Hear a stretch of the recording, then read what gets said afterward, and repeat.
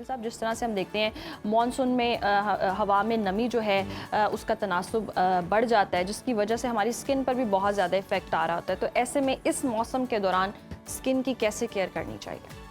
देखिए, पहली बात तो ये है कि पानी का इंटेक ज़्यादा करना चाहिए हमें, और पानी थोड़ा सा अगर हम गर्म करके नीम गर्म पीते रहें तो वो ज़्यादा अच्छा है as per compare to normal water, या बहुत ज़्यादा ठंडा पानी तो बिल्कुल नहीं लेना चाहिए।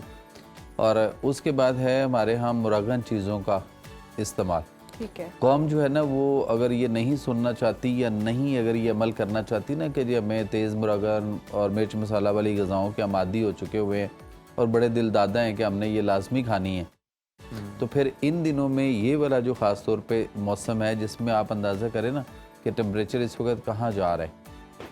आपके दरख्तों पे जो फल है वो इस वक्त यानी जामन भी पकने से बजाय, मोटा होने के बजाय वो भी बहुत छोटा छोटा और सुकड़ा हुआ किस्म का आ रहा है। तो हमें ये सोचना है कि हमें अपने आप को इन गर्म खुश्क या खुश्की वाली चीज़ों से ख़ास तौर पे बचाना है जो तज़ाबियत, एसिडिटी और खुश्की पैदा करती हैं।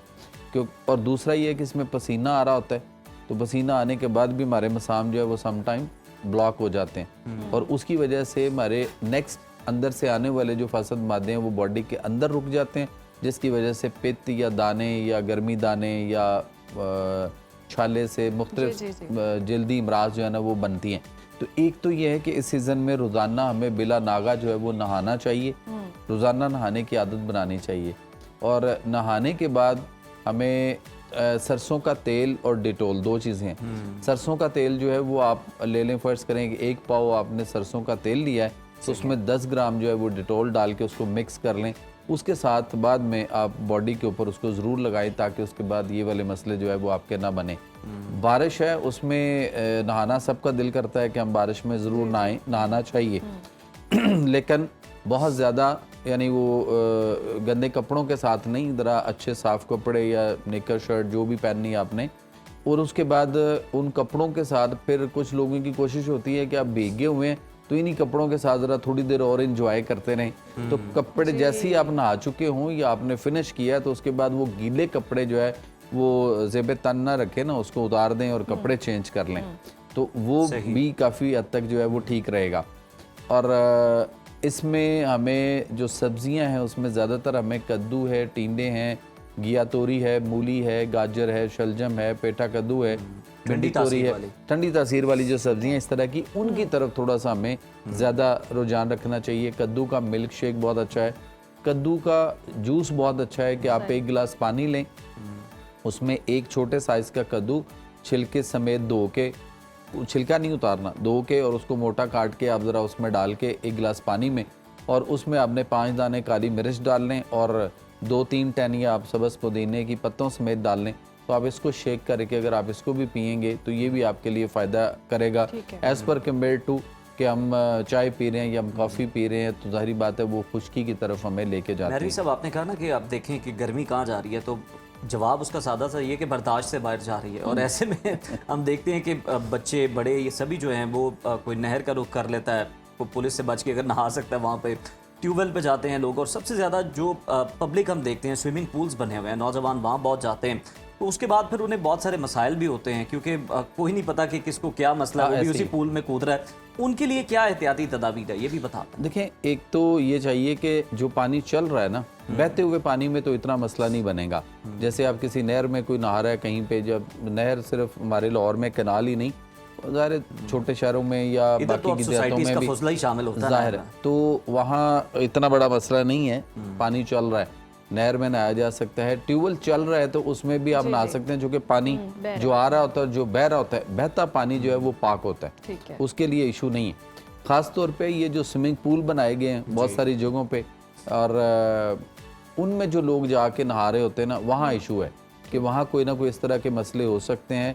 और हमारे यहाँ चूँकि ये इस तरह का शऊर भी नहीं है कि हमने अपने आप को हाइजीनिक के लिए, पहले आप देखें ना दूसरे किसी मुल्क में हो तो वहाँ पे स्विमिंग पूल्स में जब आपने जाना है तो पहले उससे पहले उन्होंने बाकायदा शावर लेना है और अपने आप को डिटॉक्स करना है बॉडी को, फिर आप उसमें जाएंगे।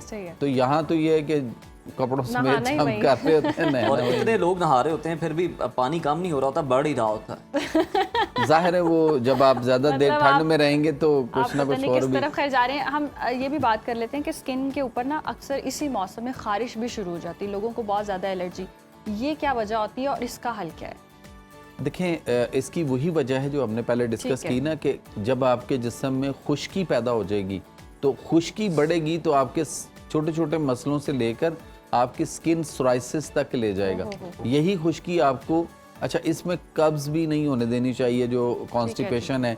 अगर ऐसा कुछ हो तो कस्ट्राइल ले लें, या ऐसा कुछ हो तो आप गर्म दूध में देसी घी डाल के जो है वो भी आप ले सकते हैं। लेकिन हमारे यहाँ जो कि वो इन चीज़ों से हम थोड़ा सा इज्तनाब करते हैं या खौफज़दा हैं जी, जी। कि पता नहीं ये खाने से कोई हार्ट प्रॉब्लम ना हो जाए, ये कोलेस्ट्रोल ना बढ़ जाए। हालांकि ऐसा उसका जो है वो कोई ताल्लुक उसके साथ नहीं है। ठीक। और कोशिश करनी चाहिए कि इन दिनों में उम्दा और तरोताज़ा खाएं, जैसे कुरान में अल्लाह ताला सही के फ्रेश खाएं, ताज़ा बनाएं, ताज़ा खाएं, क्योंकि जो चीज़ आप फ्रिज में रखेंगे या देर तक पड़ी रहेगी उसको भी फंगस वो लग जाती है बासी इस हो मौसम जाएगी। बासी हो जाएगी, जैसे जैसे बासी होती जाएगी उसमें ताफन आता जाएगा। ठीक है। और बज़ाहिर चाहे हमें वो फील ना हो, लेकिन ताफन उसमें आ रहा होता है। थोड़ा आ रहा होता है तो उसी हिसाब से इफेक्ट होगा, ज़्यादा आ चुका होगा तो उसी हिसाब से फिर हमें आदत पड़ गई कि हमने माइक्रोवेव ओवंस में चीज़ों को गर्म करना है, चूल्हे पे गर्म नहीं करना। चूल्हे पे गर्म करने का फ़र्क ये है कि वहाँ चीज़ आराम से और अच्छे तरीके से अंदर तक गर्म होती है और हमें पता चल जाता है कि स्मेल आ गई या वो बुलबुले आ गए, उसके ऊपर बबल्स बने, सही। तो इसका मतलब है चीज़ जो है वो सालन या जो भी है वो ख़राब है। खराब है। और अगर हमने वो माइक्रोवेव ओवन में गर्म किया तो वहाँ ज़ाहिरी बात है वो ऊपर से चीज़ तेज़ गर्म होती है और अंदर से चीज़ ठंडी होती है। तो इसलिए हमें वो वहाँ ये भी नहीं पता चलता कि हम बासी चीज़ें खा गए, ख़राब चीज़ें खा गए, ताफ़न वाली खा गए। कैसा हुआ, जैसे ठंडा दूध आजकल बहुत लोग पीते हैं, और ख़ास तौर पे आप देख लीजिए कि बहुत ज़्यादा आपको ठंडा दूध बाज़ारों में बॉटल्स की शक्ल में मिलेगा। तो अब वो पता नहीं ख़राब है या सही है, क्योंकि हमने वहाँ से लिया ठंडा ही पी लिया, हमने उसको गर्म तो किया ही नहीं। अगर आपने ठंडा भी करके पीना है तो पहले उसको फ्रिज में, फ्रीजर में, जहाँ भी पड़ा हुआ है, पहले उसको निकाल कर आप पहले गर्म करो। ठीक है। गर्म करने के बाद उसको देखो कि वो फुट गया या ठीक है। अगर फुट गया हुआ है तो फिर ख़राब है, पॉइजन है। और अगर नहीं फुटा तो फिर ठीक है, फिर आप उसके बाद अगर आप ठंडा ही पीना चाहते हैं तो फिर ठंडा कर लें, सही। ताकि आपको अंदाज़ा तो यानी बाजार से जो ठंडा मिल रहा है बॉटल्स के अंदर, जो बड़ा फैंसी सा उन्होंने बादाम वगैरह बताया, क्लेम किया कि हमने डाले, वो लेके नहीं पीना चाहिए क्योंकि वो खराब भी हो सकता है। उसका पता ही नहीं ना कि आपको कि अगर वो खराब हुआ जी, तो ठंडा दूध जो है ना, वो जैसे मैंने ठंडे की बताया वजह कि से पता नहीं ही नहीं चलेगा। चलेगा। तो नहीं पता चलेगा एक तो बार गर्म करके आप सही पी रहे हैं या खराब वाला पी गए, पॉइजन टाइप पी गए, आपको कोई पता नहीं, क्योंकि उसमें ना तो स्मेल आएगी ना ही उसका टेस्ट चेंज होगा कूलिंग की वजह से।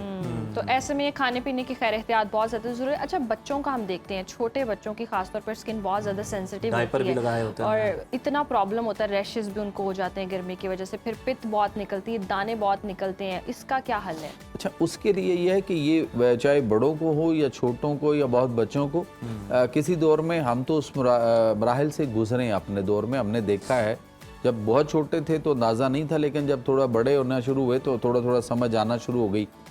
हमें ये करना चाहिए कि वैसे तो वो तारा मीरे का तेल डायरेक्ट लगाएं तो बहुत ज़्यादा चुभन या जलन करता है। हमने वो भी भुगता है दौर के, हमें डायरेक्ट लगाया जाता रहा है, माएँ लगा देती होती थी और बहुत ज़्यादा वो चुभन करता था। लेकिन अब चलें, उसका हमने अल्टरनेट थोड़ा सा ढूंढा है कि 1 पाव जैतून का तेल हो और उसमें आप आधा पाव जो है वो तारा मीरा का तेल मिक्स कर लें, दोनों को मिक्स करके वो रख लें। तो इसको जब आप लगाएंगे तो आपको ज़रा भी जलन, बर्निंग जो है वो जो उसकी होती थी चुभन सी, वो नहीं होगी।